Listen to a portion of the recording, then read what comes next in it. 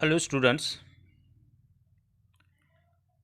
today we will study about the last topic of origin and evolution of life, that is human evolution. Human evolution is a last topic of this chapter. So listen carefully.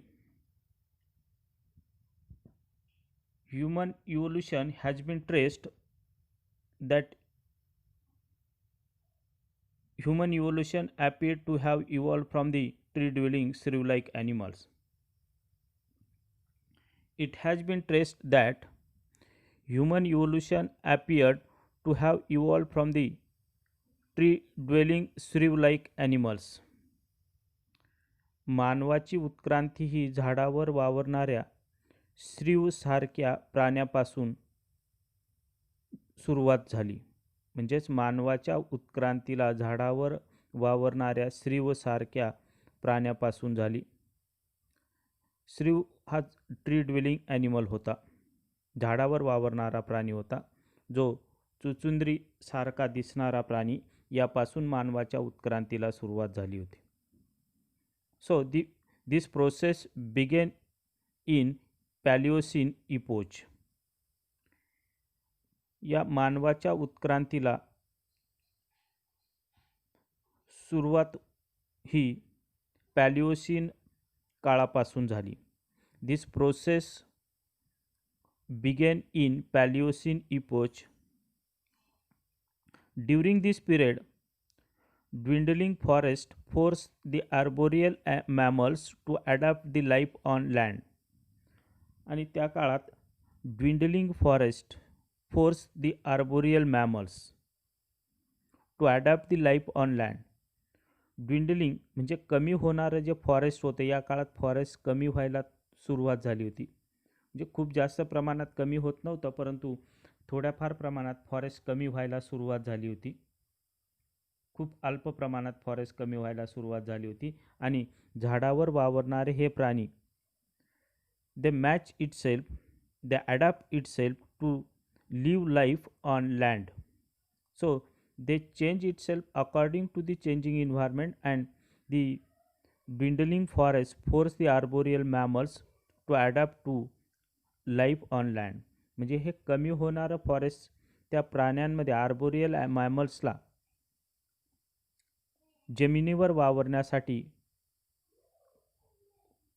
वावरण्यासाठी force ठरत होता. That means dwindling forest force the arboreal mammals to adapt life on land.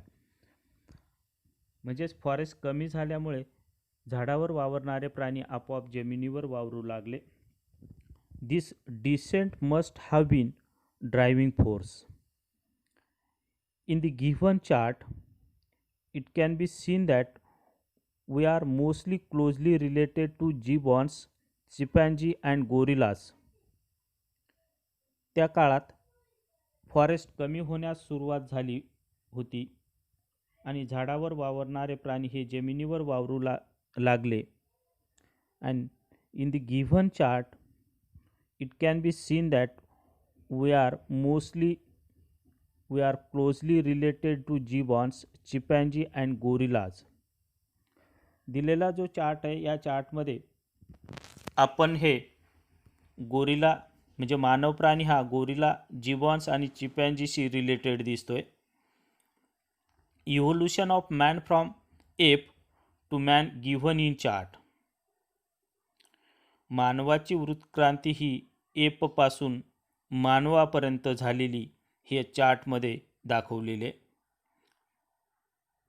So the special features have acquired by man in course of evolution. मानवाची उत्क्रांती app सारख्या प्राण्यापासून झाली, gorilla, चिपॅन्जी या प्राण्यांपासून झाली आणि त्यामुळे काळाच्या ओघात मानवाने नवीन फीचर्स, नवीन गुणधर्म, नवीन गुणवैशिष्ट्य, कॅरेक्टरिस्टिक्स ॲक्वायर केले.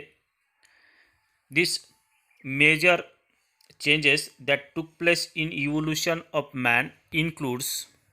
मग हे जे कॅरेक्टरिस्टिक्स होते मानवामध्ये दिसून येणारे काळाच्या ओघात, मानवामध्ये बदल होत गेला आणि नवीन गुणधर्म गुणवैशिष्ट्य कॅरेक्टरिस्टिक्स मानवामध्ये दिसून आले. ते असे: कॉम्प्लेक्सिटी ऑफ ब्रेन मेंदूमध्ये गुंतागुंतीची रचना मानवाच्या इतर प्राण्यांपेक्षा जास्त प्रमाणात दिसून येते. And enhance intelligence, human being shows more intelligence as compare to other. Then it also shows the increase cranial capacity, मानवामध्ये इन्क्रीज क्रॅनियल कॅपॅसिटी दिसून आली. There are certain major changes took place in evolution of man includes bipedal locomotion, दोन पायावर तो चालू लागला. Opposite thumb, इतर हाताची जी बोटं असतात, या बोटं, 4 बोटं आणि थंब हे अपोजेबल असतात. 4 बोटांना अंगठा हा अपोजिट साईडला असतो. That can be able to, hence human being can able to grip and pick up the object easily. Then it also shows the one of the major change, that is erect posture. The other changes took place in evolution of man includes shortening of forelimbs and lengthening of hind limbs. Shortening of forelimbs and lengthening of the hind limbs. पुढच्या जी पायांची जोडी होती ते short होत गेले काळाच्या ओघात आणि मागच्या पायांची जोडी हे म्हणजे लेग्स हे लांब होत गेले. देअर इज डेव्हलपमेंट ऑफ चीन, ब्रॉडनिंग ऑफ पेल्विक गर्डल्स. त्यानंतर चीन, दाढी, हनुवटीसारखा जो भाग असतो हा डेव्हलप झाला. पेल्विक गर्डल ब्रॉड झालं, कमरेच्या भागाची रुंदी वाढत गेली, म्हणजे पूर्वजांपेक्षा, इतर जे एप, गोरिला, चिपॅन्जी यांच्यापेक्षा. त्यानंतर डेव्हलपमेंट ऑफ लुंबर कर्वेचर. लुंबर कर्वेचर जो असतो, लुंबर कमरेच्या भागात असणारा कर्व हा डेव्हलप झाला. Social and cultural development is also found in human being. त्यानंतर तो सामाजिक प्राणी म्हणून वावरू लागला. कल्चरल डेव्हलपमेंट त्यामध्ये दिसून आली.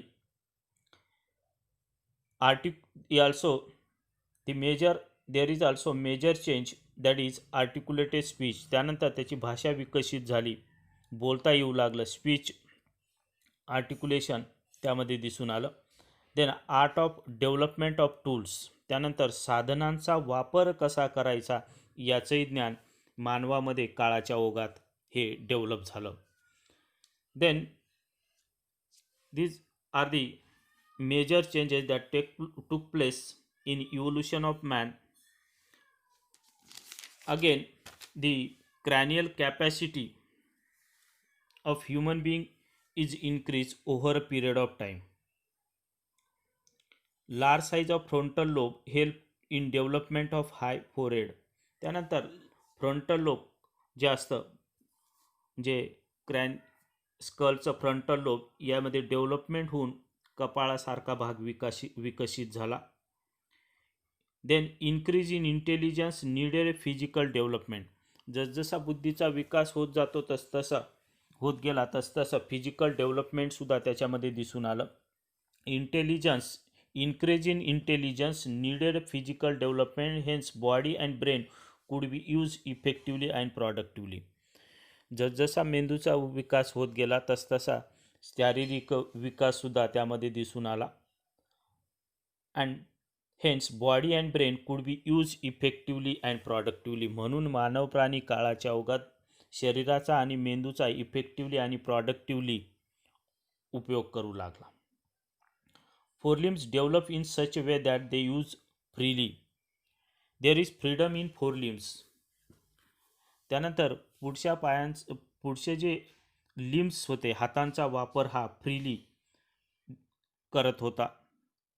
Then thumbs is opposable, use to better to hold object.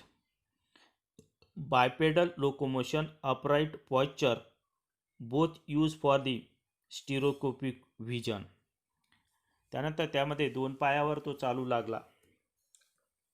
Upright posture दिसून आलं, सरळ उभा राहता येऊ लागलं. आणि bipedal locomotion and upright posture both are use for the stereoscopic vision. म्हणून त्याला समोर असणारा ऑब्जेक्ट किंवा अडथळा सहजपणे दिसून आला. कारण तो सरळ उभा राहू लागला, दोन पायावर चालू लागला, म्हणून समोरचं दिसणं सोपं झालं. त्याच्या आधी त्याची मान खालच्या दिशेने वाकलेली होती, म्हणून समोरचं स्टिरोस्कोपिक व्हिजन त्यामध्ये नव्हतं. But due to bipedal and upright posture, stereoscopic vision acquired by human being in course of time. Hence, man move around safely on land. So that man move around safely on land due to the stereoscopic vision.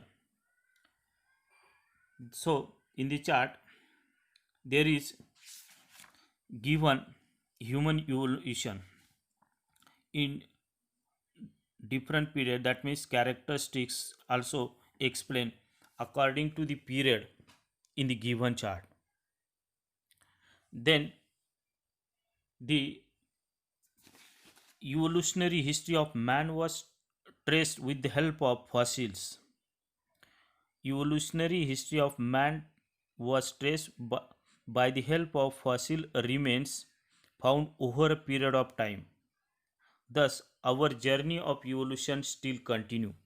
आणि अशा पद्धतीने मानवाची जी उत्क्रांतीविषयक जो इतिहास आहे, that was traced by the help of fossil, आणि मानवाच्या fossils किंवा अवशेषांवरून मानवाची इव्होल्युशनरी हिस्ट्री म्हणजे वंशावळीचा अभ्यास हा फॉसिल्सवरून केला गेला.